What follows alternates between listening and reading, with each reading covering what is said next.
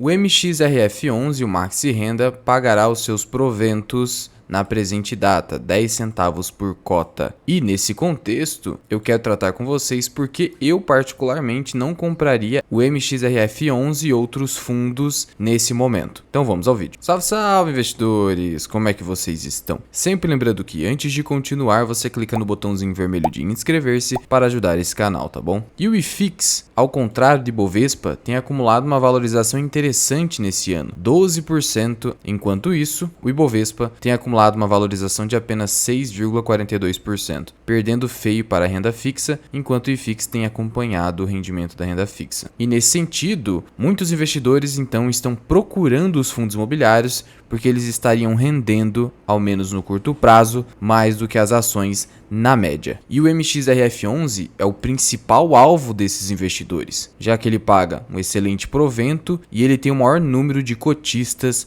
aqui no país. Atualmente ele tem mais de 600 mil cotistas aqui no Brasil. Realmente é disparado o maior fundo imobiliário procurado pela pessoa física. Para quem ainda não conhece, o MXRF11 é um fundo imobiliário tipo híbrido de gestão ativa, tem como gestor a XP e detém ali como taxa de administração, que é o que você paga em razão da sua cota, de 0,9% ao ano, com um mínimo de R$60 mil mensais, que é atualizado anualmente segundo a variação do IPCA. Segundo o regulamento do MXRF11, o Maxi Renda, ele detém como ativos-alvo, segundo o artigo 12.3, dívidas do setor imobiliário, tais como LCI, LH, LIG, CRI. 20% do fundo será destinado a imóveis físicos. Então, uma pequena parte do fundo é destinada, de fato, a ativos físicos. O resto, no geral, são dívidas do setor imobiliário. Por isso que, comumente, alguns acabam dizendo que se trata de um fundo de papel, mas é híbrido, só que majoritariamente, de fato, é um fundo de papel. Ele também pode investir em outros fundos, como consta aqui do seu regulamento. O atual portfólio do fundo é este aqui. Então, aqui está o book de CRIs, certificado de recebíveis do setor imobiliário. É um portfólio bem diversificado, bem vasto, e aqui a maioria dos títulos estão atrelados ao IPCA, outros ao CDI mais uma taxa. Então, por exemplo, esse primeiro título aqui, IPCA mais 4,97, esse outro aqui, IPCA mais 8,06, um rendimento enorme. Tem um aqui, IGPM mais 9,5, tem um aqui absurdo, IPCA mais 12%. Imagine o risco que não é tomar dívida desta empresa. 12% a mais do que o IPCA. Olha esse outro aqui. IGPM que se aproxima do IPCA mais 16%. É por isso que você consegue ali rendimentos espetaculares por cota. E aí uma pequena parte aqui está em outros FIIs e aqui a parte de lastro físico do fundo. Diante disso, o MXRF11 está apresentando ali um dividend yield de 11,24%. Está quase rendendo ali o CDI, que é 13,65%, mas existe o imposto de renda, de tal modo que o MXRF11, em termos de dividend yield, está pau a pau com a renda fixa, sendo que ele acabou se valorizando 15% nos últimos 12 meses. Então, se você somar dividend yield mais valorização do MXRF11, você ganhou com tranquilidade da renda fixa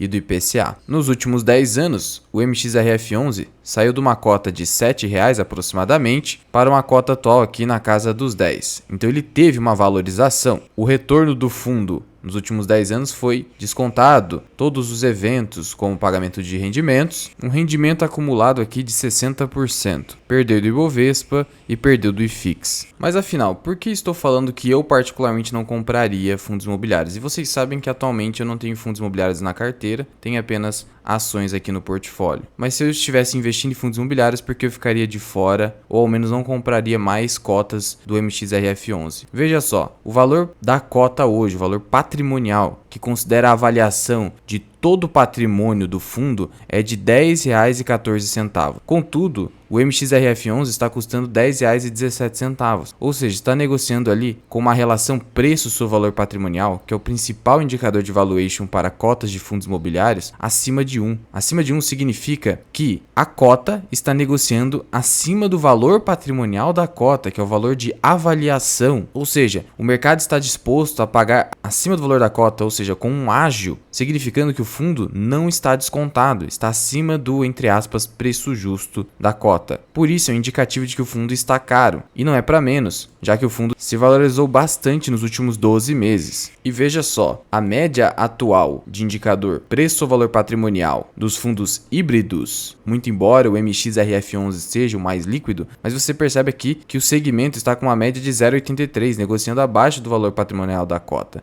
Então, de fato, o MXRF11 está caro. Por isso, não compraria. Lembrando que aqui não é nenhuma recomendação de investimentos. Só estou dando a minha opinião pessoal que eu faria em relação a esse ativo. Mas a gente entende que isso acaba acontecendo porque o yield do MXRF11 acaba sendo elevado. Contudo, na minha visão, não faz sentido investir em fundos imobiliários com ágio. E você percebe aqui que vários fundos do segmento híbrido, aqui dentro do Investidor 10, estão negociando acima do valor patrimonial da cota. Todos aqui, ó, acima de 1. Isso porque eles se valorizaram demais nos últimos 12 meses. Teve fundo que valorizou quase 29%, loucura. Tem até fundo aqui, ó, que não tem nem liquidez, R$236 mil de liquidez média diária. E aí você assume um risco de pagar acima do valor patrimonial da cota, entregando uma rentabilidade da renda fixa. Isso não parece inteligente. Isso é a minha visão. Claro que aceito posicionamentos em contrário. E não se engane, o preço importa até mesmo nos fundos imobiliários. Você não vai conseguir um excelente yield, que é o que você visa com fundos imobiliários, receber um yield bom mensalmente, se você comprar esses fundos imobiliários com ágio. E você viu que a rentabilidade histórica do MXRF11 perdeu para o Ibovespa e perdeu até do IFIX. Então muito cuidado. Sendo que vale ressaltar fundos imobiliários que investem majoritariamente ou totalmente em títulos de dívida, fundos de papel no geral, tem um potencial pífio de valorização ou quase zero. Então você precisa comprar com desconto, senão não faz o menor sentido. E veja só, outros fundos imobiliários do mesmo segmento e que são ali famosinhos, muitos deles negociados abaixo do valor patrimonial da cota. O KNRI, por exemplo. Então você percebe que de fato o Maxi Renda acabou se valorizando demais. Por isso, o ideal, caso você queira se posicionar ou aumentar a posição no MXRF11, é aguardar que a cota seja negociada abaixo dos R$10. No contrário, você vai estar assumindo um risco acima do valor patrimonial da cota e reduzindo seu potencial de rentabilidade no longo prazo. E se você tiver interesse em investir através do BTG Pactual, inclusive com corretagem zero, eu vou deixar um link aqui na descrição. Aqui o atendimento é mais personalizado do que, por exemplo, na Clear, onde eu acabei migrando meus investimentos para cá. E se você quiser aprender ainda mais sobre investimentos, considere se tornar membro do canal associado Mirai. Eu tenho aulas exclusivas, por exemplo, sobre os indicadores PEG Ratio, Earning Yield e o PL, e também lives exclusivas comigo, onde você vai poder tirar as suas dúvidas. Você pode cancelar a qualquer momento. Mas já vai deixando aqui nos comentários, você tem MXRF11 na carteira? Parou de comprar ou ainda segue aportando? Muito obrigado por ter ficado comigo até aqui. Eu sou o Luan, esse que é o canal Mirai Investing. Até o próximo vídeo. Fui!